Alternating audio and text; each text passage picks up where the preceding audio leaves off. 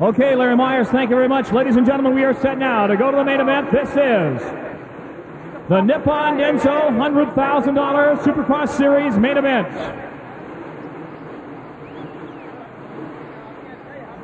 And here's the lineup. Number 1, Jeff Ward, Factory Kawasaki. Number 2, Ron Lechien, also on the Kawasaki. Number 3, Johnny O'Mara, Factory Honda. Number 4, Brock Glover on the Yamaha. Number 5, Ricky Johnson. Here they go. David Bailey. It is, let's see, we've got a number 5. It is Johnson in front. Johnson taking the lead. And in second spot, it's Ward. Whoa, Baba! Holland in third. Ricky Johnson, number 5, out in front. Jeff Ward running in second spot. Danny Sorbeck now is going into third. George Holland in fourth. And here comes O'Mara. Ricky Johnson, number 5. He finished second in Anaheim 2 weeks ago, and he's going to win this one tonight. He's determined to win it. And Jeff Ward, who has no point, is running in second. George Holland running in third. O'Mara in fourth.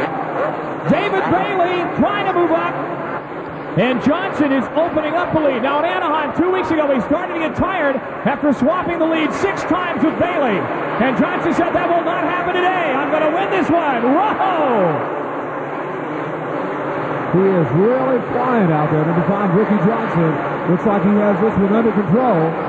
In second place is still Ward, but look at David Bailey go. That guy's riding like a man possessed right now. Bailey on the move in third place. Behind him is still the Osho and the Golden Boy, Brock Glover, starting to get fired up. Ricky Johnson, number 5, holding on to the lead. Ward running in second. They are staying way in front. Now third place is Bailey. Bailey is going to third. O'Mara in fourth. Now in fifth spot is Glover as they shift all around here. Holland is going to sixth. Johnson continuing to lead. But continuing to stalk him is Ward, number 1. You could not find 2 more dissimilar riders in build. Johnson over 6'2", Ward about 5'7". Johnson long and lean, Ward short and stocky, but both in incredible physical shape. And this could be a factor. Johnson got tired 2 weeks ago. Ward didn't get a chance to ride the main, so he was pretty fresh. Now they start to get into traffic, and this is where it gets interesting. Johnson and Ward, both with years of experience in Supercross. Ward has been racing since he was 4 years old, so he's got a few more years of experience in racing motorcycles. He was originally born in Scotland, now living in Mission Viejo, California, Ward. But they fight their way through the traffic, slashing and snarling their way past the slower riders. Ward with tremendous upper body strength. He squats over 300 pounds. He's in incredibly good physical shape, Ward. And it's going to take that stamina and strength to hold on to that bucking 2-wheel rocket ship and catch Johnson. Because if Johnson wins, he goes into the lead. He's leading the defending champion. The blue flag to slow the other lap rider down and move out of the way on the halfway mark. We've got 10 down and 10 to go, and Ward is slowing appreciably. Jeff Ward is slowing way down. Is he getting tired, or is he having a problem with the bike? Meanwhile, third spot, number 6, David Bailey. All alone in third. And back quite a ways is number 3, Johnny O'Mara, trying to pick up as many points as he can. He's third in the standings going into today's race. Ward continues to stay about 5 seconds behind Johnson. Johnson number 5 in front, number 1, Ward in second. Then 6, way back about 10 seconds is David Bailey. Bailey will hold on to second spot in the standings if he finishes in third, by virtue of the fact that Ward did not pick up any points in Anaheim. Ward will not be in the hunt. So he'll pick up about 22 points, and that's a big chunk. If he is to hope to hold on to that national championship, Supercross championship. You know, Larry, you spoke about fatigue. In a long 20-lap race like this, even though these guys are in shape, they run, they ride every day. Well, how do you think it'll show? How can the fans know that the guys are getting tired? They'll know it by mistakes. They'll start wobbling when they land, and they'll lean forward. They'll try to sit down more. And there goes number 5, Johnson. He's down. And Ward is taking over the lead. Oh, what a tough break for Johnson. Oh, and here comes Bailey. Bailey in third, so Johnson will hold on in second. We were talking about fatigue. I think that just might have happened. He might have had just a bit of brain fade there for Johnson, and down he went. And Ward has got the lead. Jeff Ward. So second place belongs to Ricky Johnson, but Bailey is now on the move. If they finish in this way, unofficially, I believe we'll have a tie for the lead for the overall. So Bailey is going to try to put Johnson away and take over the points lead. And Johnson is wobbling a little bit. I think, is still a little groggy from that get-off. That was a hard third-gear get-off. And he is wobbling a little bit, and Bailey knows it. He's running his back tire over the finish line jump. Bailey trying to put Johnson away.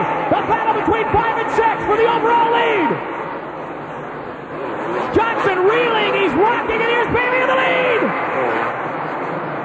And Johnson comes back, and Bailey takes over second. What a battle! Bailey has gone back in front.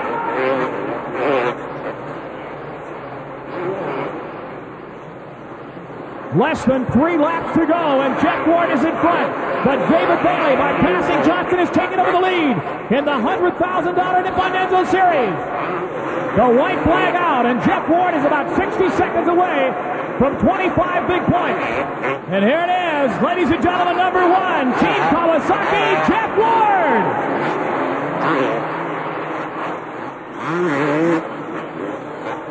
Jeff Ward wrapping it up. He'll be going into the victory circle for an interview. Finishing in second and coming out here with a points lead. Number 6, David Bailey. Your third place finisher was number 5, Ricky Johnson. Ricky Johnson finishing up in third position right now. He and Bailey are just going to be a few points apart. Here's your winner, Jeff Ward, ladies and gentlemen. Jeff, that one's got to feel good. Oh, it feels great. I needed it bad. When you were running back there in the number 2 position, did it cross your mind that you were going to have a problem catching Johnson? Because it looked like you were dropping back off the pace. Well, we got into little lappers, and I made a few mistakes. Then, but I felt really strong, and I was just sitting back there playing it easy, hoping that Johnson would make some mistakes, and I'd get on him, and the mistakes would pressure him, but he made a bigger one than I anticipated he was going to do.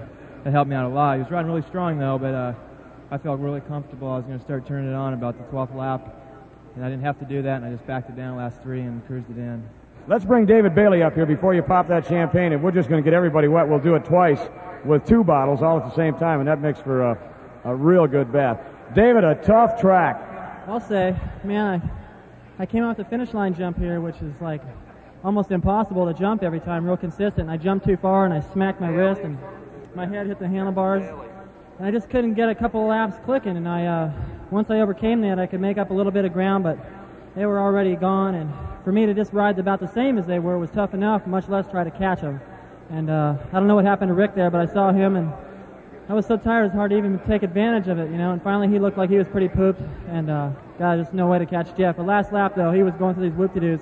He kind of turned around and took a glance like, well, see, I got pretty much room here. I won't have to go very fast. I was just like going, oh, God, I wish there was something I could do, you know. He's just going poking along there, but he must have rode really good. I could see him from a few seconds back. And both you and Jeff subscribe to the same theory when it comes to racing tracks like this particularly, and that's consistency.